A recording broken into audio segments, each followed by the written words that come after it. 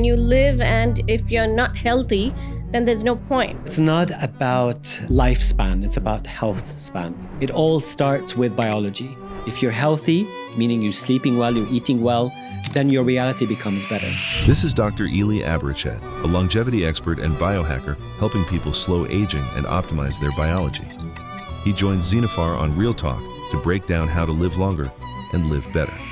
Sometimes, even I feel the same, like I feel everything is okay, but my body doesn't cooperate with the mind. Because your body and your subconscious notices Nobody wants to age, we all want to stay young. being young is a state of mind. When you're I've been hearing from a lot of people, they are sleeping, but they are still tired. a great night's sleep starts in the morning. The only way that your body resets is when you I'm going to the gym, I have my very good diet, but still sometimes I feel I'm under stress.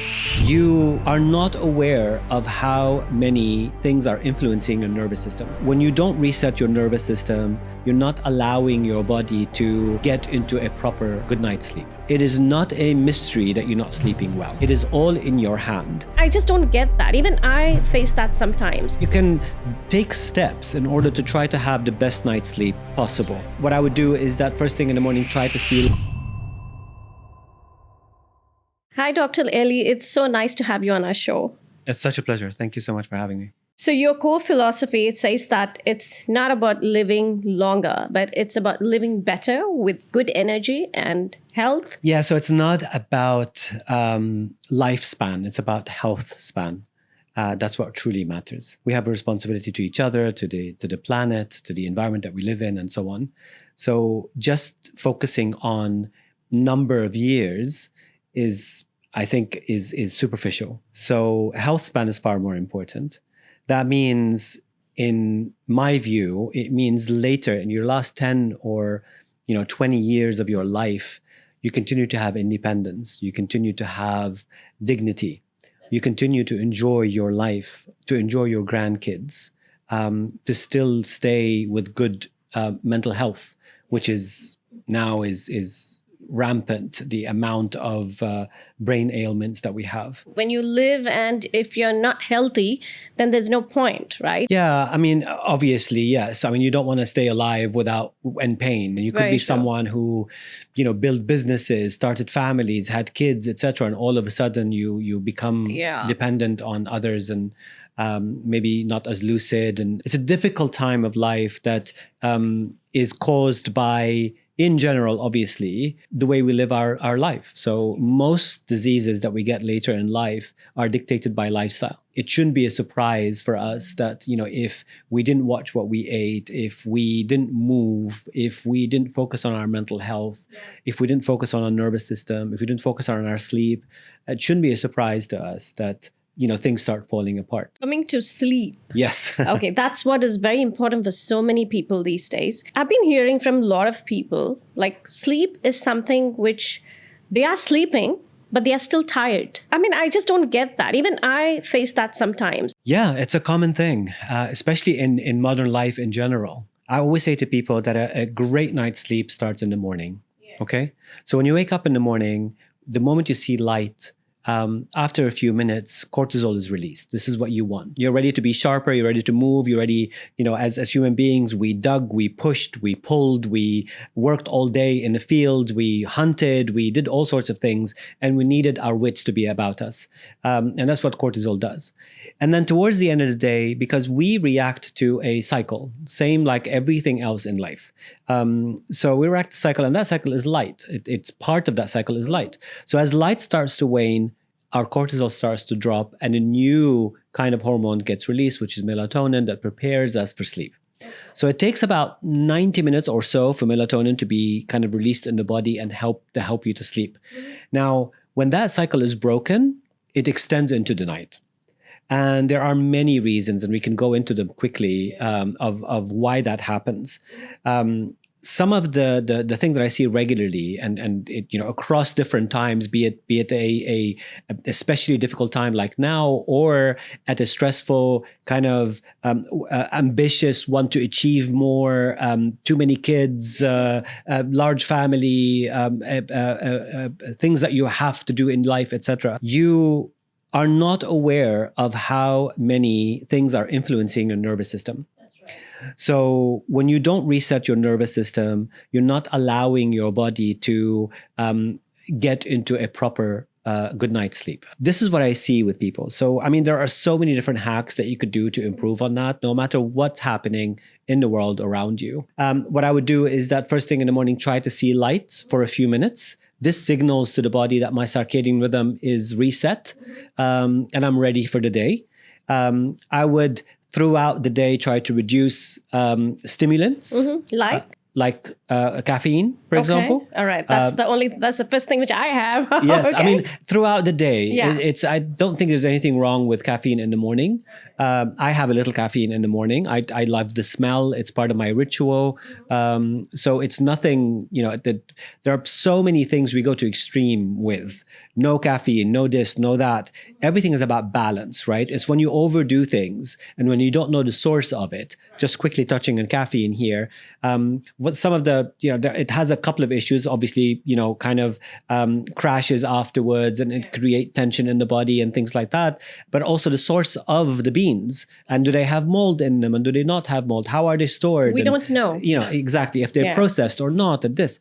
So it becomes an issue. However, again, in moderation, the body is not that fragile. It's able to handle it. So that little bit of caffeine is not terrible. So after you see light, you're ready for the day. I would move in the morning. Movement is also very important.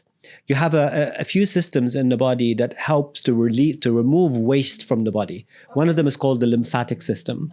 The lymphatic system, very similar to your vascular system, the way the heart pumps, but the heart is a pump by itself. So it pushes the blood across the body. When it comes to the lymphatic system, it doesn't have a pump. So it depends on you moving. Then hydration is very important throughout the day. A lot of water? A lot of water throughout the day. I would take as a non-negotiable 10 to 15 minutes per day where I meditate. I sit quietly. Meditation is something personal. I'm not saying, you need to have a special place or, meditation is something very personal. As long as you could find 10, 15 minutes where you sit down and you focus on your breath, 10 to 15 minutes. That helps, especially in the second half of the day, that helps to regulate your nervous system. And therefore, it allows your body to feel safe. Why do we get tense and the body does not release the cycle of cortisol? Because when it doesn't feel safe, it's in protection mode. So we want to help the body, especially when external stimulus we can't control, like the current situation or like a busy life or stress of money, of family, of relationships, of whatever. We need to give the body some help in order to reset, in order to switch from fight or flight into a relaxation, from sympathetic to parasympathetic. And there are certain things, like I said, like the meditation, the breathing, focusing on the body, movement, seeing light, spending time with people that love you and you love. That's very important. That's very important, but that doesn't happen because of all the social media what we have these days. It can interrupt for sure, but there's oxytocin that will be released in your body as a result of that, which also helps to relax you.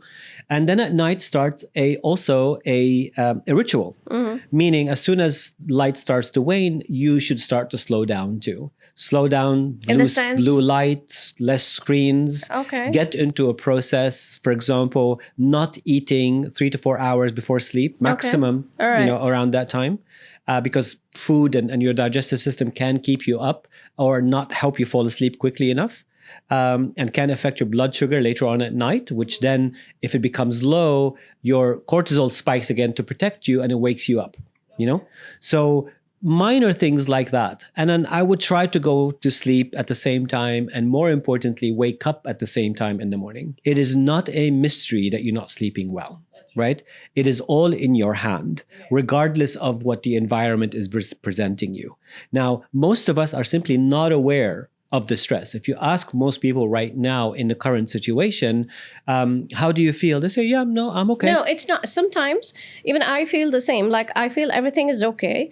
My heart, my mind, everything is okay. But my body doesn't cooperate. But then I'm going to the gym.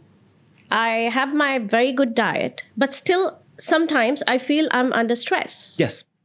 Because your body and your subconscious notices things a lot more than you do. You are focused on certain things. You're focused on your work, your family, the things that you do, while your body is constantly aware of the general environment, right? So if there is an alarm that goes on, if there is some sort of a threat that is happening, or if there is a place where you feel your health or your safety is being threatened, your body remembers that. It gets into a state of fight or flight. Now you need to help it switch that off. So regardless of you not feeling it, so even if you feel okay, it does not mean that your body is not okay. registering. Of course, you need to help yourself. That's the first thing. But then there are so many people, they don't know how to help themselves.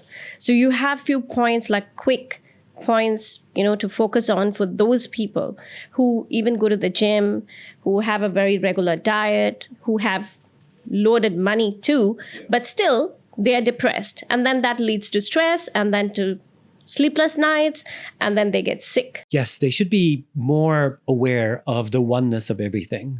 Surround themselves that people that care about them and they care about them, and not focus on the things that you will most likely not think about at your deathbed. I'm fortunate enough to be old enough to kind of gain some wisdom, and yet at the same time still have some vitality to capitalize on that vitality while having that wisdom of not taking life too seriously, not focusing on the wrong things. If you have that state of mind, you become more better functioning individual. You become a better father, you become a better brother, you become a better friend, you become a better boss. It all starts with biology, because biology dictates reality. My understanding to cortisol is it's a type of a gland that sits on the kidneys or something like that, right? I mean, so that is the one which has the good stuff as well, and which has the bad stuff. It has to be balanced. Just like everything in our biology, right? So cortisol is absolutely essential for us. Yeah. It helps to keep us alive. Yeah. So if you're being chased by a lion, that's what saves you, cortisol. What about the ladies who are facing menopause? For women, because they go through their cycle, certain parts of the cycle, if you add other stressors, it becomes way too much. So how do we control that? So you need to manage your workouts, your stress of a source of stressors, because stress is where strength begins to be built. But the real growth happens in recovery. You need the stress in order to recover from it to be better adapted for the next stress. Okay. Right? So that's the cycle. So which means that the body is in constant stress all the time? More or less, at a varying degrees, right? So for example, I wouldn't do ice baths. I wouldn't recommend an ice bath for a lady, for example, on her close to the end of her cycle. Because the body is already stressed. Why would I add extra stress to it? Especially with the stress of life and all of the things that she has to go through. So maybe you will give a heat therapy. For example, even with heat therapy, there's some stress, but I would do less heat, for example. So biohacking. That's one of my favorite things. One of your favorite things. So can you define what is biohacking? Though I know what it is, but I would like you to define that. Absolutely. I think the way I define it is having an awareness, an intention of understanding your body, so your internal environment, as well as understanding the influences of the external environment, right? So how does your body interact with things? Some people, do well in ice baths. Some people don't. Some people prefer sauna, which is one of my favorite, for example. The interventions, the things that you interact with in your body, and the way you understand your body to help it perform optimally, it becomes a journey. And as we said earlier, also, it's not a constant state. There's always an evolution of who you are. It's a journey that you go on. Okay. How do you find out the biological age for any person? Like, we know our age, I don't want to tell it. Okay. Yeah. But still, like, if I need to find my biological age, how do I do that? Do I need some there are several tests. Yes, Oh, there are okay. several tests that you can do, either from the telomere length of the body, which basically they're usually much longer when we're younger, and they become shorter and shorter as we get older. So from that difference, we can tell how old is the body biologically, regardless of what it says on your passport or your ID. So they're two separate ages, right? So biological age is the actual age of your body, while your chronological age is the age on, as I said, your ID, your passport, etc., the day you were born. So also biological age can be measured, the age of the cell itself. So there are several tests that you can do. Each one measures slightly differently in a different approach to give you how old are your cells versus how old you are chronologically. How old is your biology versus how old you are chronologically. So how good is these, like, the watches or, the apps which they determine the age? Do you think that's... So they're all face algorithm. However, that algorithm is built upon a large group of people that have done the test or have used something along those lines. Like they've used a large set of data to create the algorithm. So it's not accurate. It's not 100% accurate, but it's fairly accurate. Not for all people, obviously. But the only true accurate biological age you could do is when you actually do a test, a blood test. Right. Nobody wants to age. We all want to stay young. So aging, see, my main of aging is like, I want to look healthy. I want to look nice, but it's more of not being, dependent on my kids or even my parents, because we want to do everything ourselves. So any advice for, staying young inside, outside? It's a state of mind, right? So everything is relative. Being young is a state of mind. That's why you see certain people that could be any age, but they feel 20, they feel 25. So I love that aspect. And I think the fact that you think about the idea of you being afraid of being old, it's a vicious thing. Yeah. When you're afraid of being old, it actually makes you older. Yeah. Yeah. So you need to let that go. But what about the surroundings? I mean, like sometimes, they're like, oh, you're old, they have some rude people. Yeah. So they have this, oh, you're old, that kind of thing. So that comes and sits in our head. And then I'm like, okay, fine, we're getting old, what to do, Because in this industry, it's more of looking good, So people want to see, nice looking ladies or girls or whatever it is. So, and when you find the comments on social media, like, oh my God, why is she doing this at this age? So that's the whole point, which comes and sits on loads of people, loads of celebrities and everything. So how do you think we manage that? So these people are still going through growth, right? This is a superficial approach also, right? Mm-hmm. So understanding the cycle, we all gonna get old no matter what. No matter what, yes? Yeah. So when someone who is not there yet is mocking that age, they still have some growth to do. It usually is an insecurity, usually it's a personal thing. And at the end of the day, we're not responsible for other people's actions or reactions. We're only responsible for our own. So the moment you get comfortable with yourself and enjoy the journey of what it is here, at the end of the day, we are every person.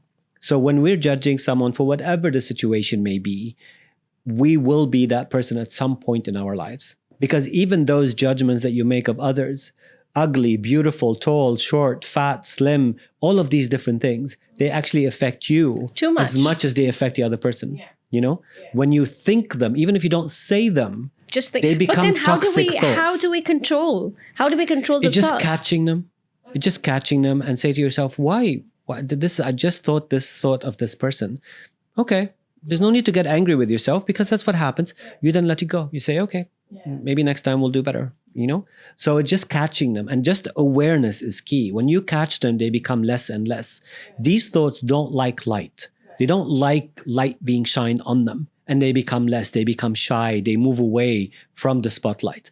So, and then these negative thoughts become fewer and fewer. What about the younger generation these days? Like even during this situation, I think more than us, they are more affected and irritated, and they are like, oh my God, my life is over, those kind of things which they talk about. What advice do you have? With the struggle becomes strength. The same thing as you're building a muscle. The only way the muscle becomes stronger and bigger is by actually going through hardship, going through a workout, a resistance. Well, that's a beautiful example. Yes. Yeah. So it's the same thing, right? So what I'm super impressed with the younger generations now, because they are more aware. There's more information for them. Yeah. And I think as parents also everywhere, they are more aware of things that we're talking about today, that the nervous system affects our kids too. Kids, even though we don't show them that we're stressed about a situation, they still feel it. Yeah. And that's passed on to them. So our own anxiety can be passed on to them and vice versa. Yeah. So it is important to have open conversations. It's important to help them understand the situation. Yeah, that's very important. Is to help them adapt to the challenge that they're going through. They become better, stronger people as a result. Yeah. It's like the children see through us. Yes. And we also see through our parents, So yes, and I did have, a look at your machines and all that stuff. I was quite impressed. And, the heat stuff, the cold stuff, though I don't know what exactly the terms are, which you will explain me right now. Yeah. So tell me something about it, because I do want to come and try next time for sure. Yeah. So, we have a lot of devices, things that are helping with you adapting to the stresses of life and of movement and workout, because recovery is the most understated part of our lives. Which not many people do. Yes, exactly. So the number one recovery modality is sleep. And then you could do other things to also help the body recover from the stresses of life in general, right? What we offer here, we offer almost a lot of things. So from hyperbaric chambers to a photobiomodulation to light spectrum to far infrared to contrast therapy, called cold and hot, to dry flotations, to neuroplasticity, to VO2 max testing, bioresonance. So we do a lot of stuff to help people understand their bodies better, but also help their bodies to adapt to whatever stressors that they have. Could be from physical exercise or from life itself, or even from the stressors of, we have many CEOs and leaders and small business owners and things like that want to recover from that too. Okay. So me, of course, I have a stressful life. I have kids. I do go to the gym. I do take care of my diet. So what will you advise me? Which machine can I go through over here? So we'll start first of all by looking at some diagnostics of you. So we'll do simple tests to understand where are you. It's a blood test? Doesn't have to be. It can be. Okay. Unless you've done one recently, then we could look at that. But generally, we would do like a bioresonance or something, or even a stress test, or look at your alignment, or maybe a VO2 max test to understand what is the capability of your body and what is going on there. Do you have any toxins? Do you have heavy metals? Do you have mold in your body? Do you have... you can check even that, the mold in the body? Yes. Okay. Yes, absolutely. Okay. And then from that, we create a small protocol for you to kind of work with. Right? So if it is something more on the tissue side, we would say more photobiomodulation maybe, or heat or cold. If we're looking more on the stress kind of nervous system, maybe I'll tell you about the dry float or neuroplasticity or vagus nerve stimulation. If it is more on health span, I would say hyperbaric chamber or intermittent hypoxic training. So there are, it depends each person's needs. And it doesn't mean that it's the same need forever. It's just the stage that you're in right now, we would help you adapt for that in the best way possible. So you need to take few sessions on that. It's always a therapy, right? It's just like life, right? So life doesn't happen immediately. Yeah. It's a process of time that compounds, and then it represents yourself and what your tissue and how you're feeling right now. So in the same way, when you're talking about naturopathic, when you're talking about non-invasive therapies, the meaning is no chemicals, no medications, no pharmaceuticals, no operations, no etc. It's a therapy. You need to gradually begin to put things back in the right order. I mean, I know that you lost your parents to cancer, and my mom is a breast cancer patient. So And there are a lot of cancer patients over here who are like going through all these chemos and everything. And in this current situation, that adds up stress to them. So what do you think they should do to keep their stress level down, their hormones down, and have a very good quality of life? It's the same approach to almost everything else. It's lifestyle. It is surrounded by people that you love and they love you back. It is community. It's having purpose. It is moving your body as frequently as possible. It is prioritizing your sleep, because one thing we didn't mention about sleep, we mentioned the lymphatic system for movement. There's another system called the glymphatic system that lives in the brain. It's the brain's waste disposal system. So the body's one is the lymphatic. So what does that do? So basically the only way that your body resets is when you actually go into proper REM sleep. During the nighttime. And then this is when the glymphatic system is activated and it releases some of the toxins of the brain that gets built up throughout the day, right? So sleep is paramount for our health, for the way we deal with people. And you'll know from yourself, for example, if you had a bad night's sleep and then in the morning as you're driving or moving to work and someone cuts you off, you react differently to that situation than if you had a good night's sleep. Right. Most likely, if you had a good night's sleep, you won't even notice it. Right? So we're more heightened because our fight or flight, because we didn't allow the brain to recover properly or the body to recover properly, we become more irritable. We become more susceptible to a negative behavior and other things like that. The one thing which I've heard from a lot of viewers and a lot of friends and a lot of people around, they're very scared of the alert sound which is going on right now. So what advice would you give them? Because we know that we are safe and we know that the authorities have kept us super safe because UAE has been doing an amazing job. But still, the body doesn't understand. Mind does understand that. And the brain does too. So an advice for those people who are like very much worried about that alert sound when it comes on our phones. It's just another source of stress, right? So the sound becomes a symbol, a reminder. It's almost like a training sound for us. The moment we hear it, we think about, are we in danger? Is our safety being compromised? And so on. We need to begin to accept that, right? Accept the fact of what it is. It's just a sound and it's just alerting us to something. So it's as simple as that. To keep us safe. It's as simple as that. Not that something is going to happen, but to keep us safe. It is just a signal, right? Like many other signals that we get. So it's just a signal. Deal with it. Talk about it, especially with your kids, especially with the people that you love and your family. Discuss that feeling. How does it make you feel? Let it out. And then the same process applies whatever is happening in your life, meaning that the meditation per day, sticking to a proper sleep, prioritizing your sleep, prioritizing adaptation is then makes your nervous system more resilient to hearing sounds like this and any other stresses in life. Right. So lovely. It's been an amazing discussion and I think we'll all follow that. And it's been lovely having you on our show. Loved it. Thank you so much for having me. Thank you.